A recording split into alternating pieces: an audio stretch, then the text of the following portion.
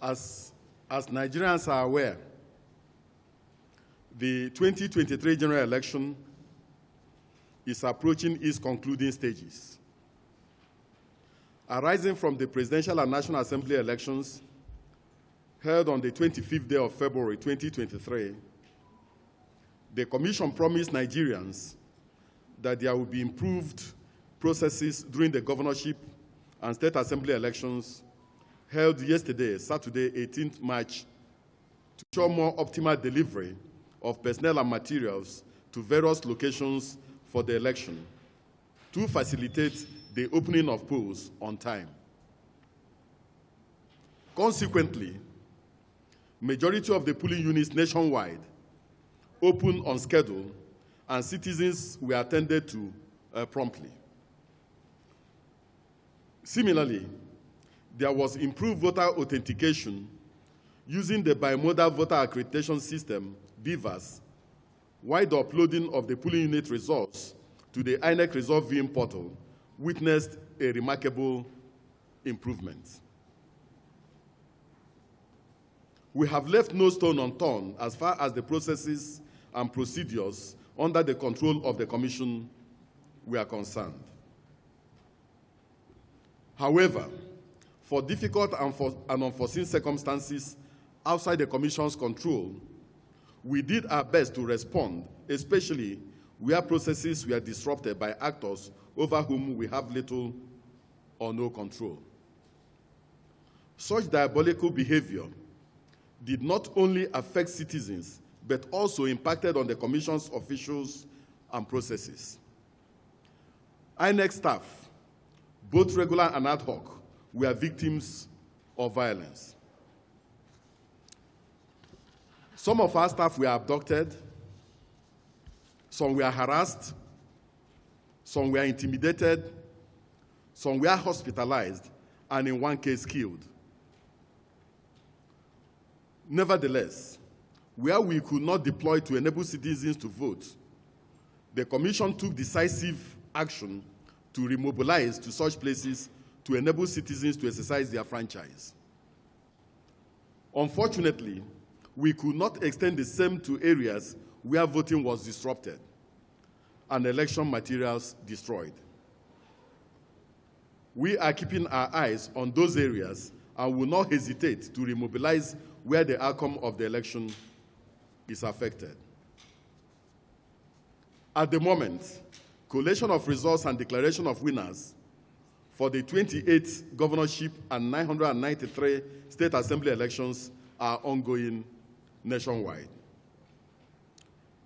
We are committed to the sanctity of the process and will not hesitate to take drastic measures against proven irregularities.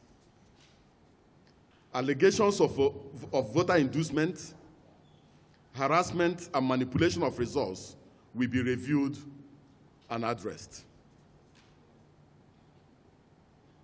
Earlier today, the Commission alerted the nation to the invasion of our Obingwa local government area office in Abia State by talks during the collation of results for the governorship and state assembly elections. In contention was the collated result from the registration areas for the governorship election in that local government area. The intention was to force the collation of these contentious results. The behavior of these talks is unacceptable, and there will be a thorough review of the results. The Commission does not take the patience of citizens for granted, and will continue to take steps to protect the integrity of the vote and consolidate the progress so far made in the electoral process. The Commission did not deploy to 176,846 polling units during the Presidential and National Assembly election. We explained to Nigerians that there were polling units that had 0 registered voters, and consequently, the Commission deployed to a total of 176,606 polling units. Not only that, there were places where elections did not take place, and there were places where deployment did not take place. So in those areas, you don't expect any result to be uploaded to the INEC result viewing portal for such areas.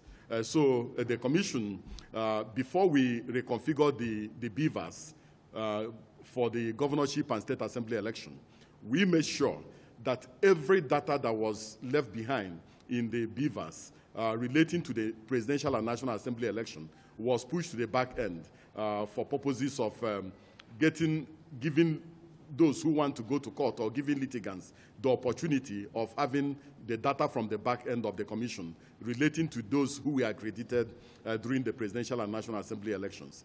So we don't have any data as of today remaining in the beavers. Every data has been pushed to the accreditation back end. And political parties and candidates have been applying for this particular data, and the Commission has been making the accreditation data available to all those who are interested.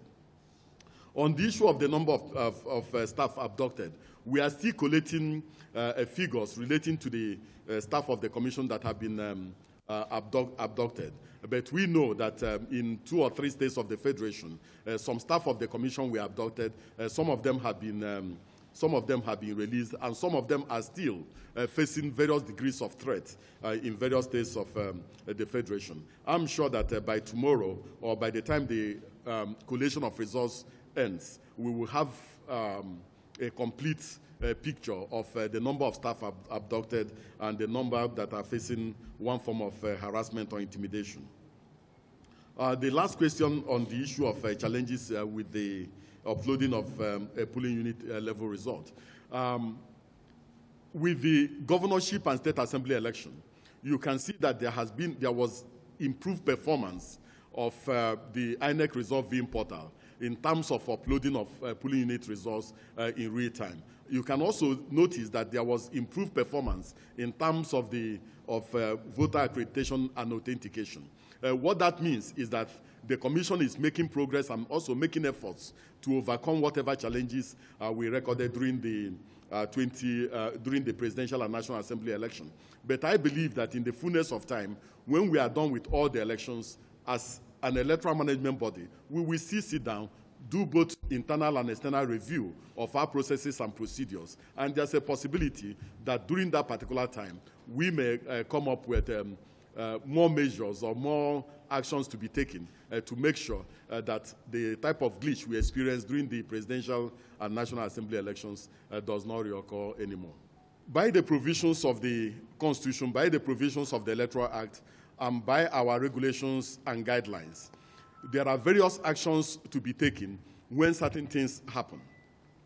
For instance, Section 65 of the Electoral Act 2022 gives the Commission the power to review declarations and returns made if, in the Commission's view, those declarations were made under duress or those declarations were made in flagrant violation of the Electoral Act, in flagrant violation of the regulations and the guidelines of the Commission.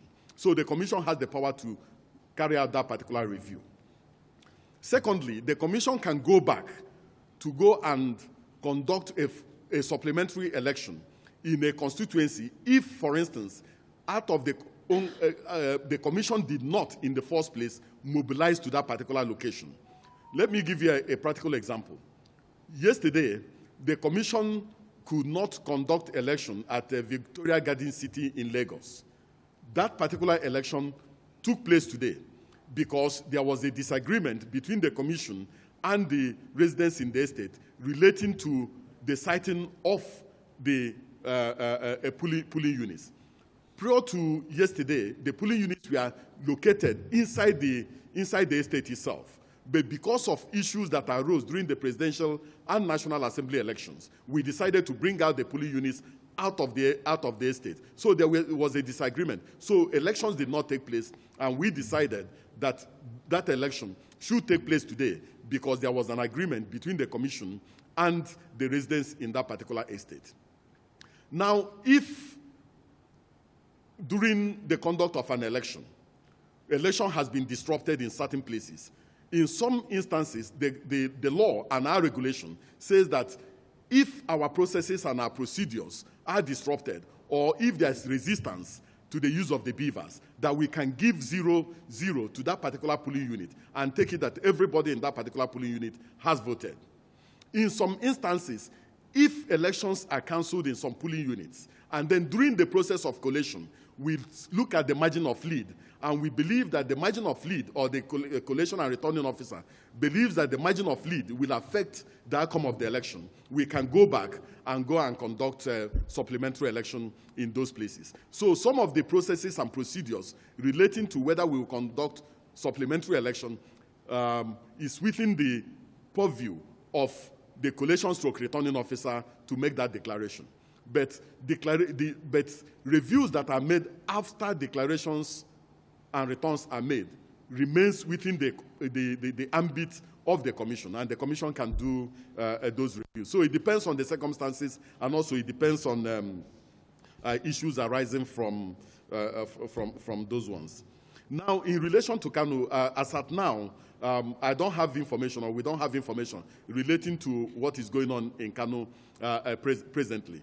But there's a resident electoral commissioner that is supposed to be with the returning officer, and we also have our collation support staff that are also there. So if the returning officer believes that a supplementary election is indicated based on the margin of lead, the returning officer will make that call. If the returning officer also believes that a supplementary election is not indicated based on the processes and procedures of the commission and based on our regulations and guidelines, the returning officer will make a declaration and a return. But if at the end of the day we find out as a commission that those declarations or declarations and returns were made not in conformity with Section 65 of the Electoral Act, we have the right to review such declarations and do the right thing. So I thank you very much for coming, and I wish you well. Thank you. Thank you.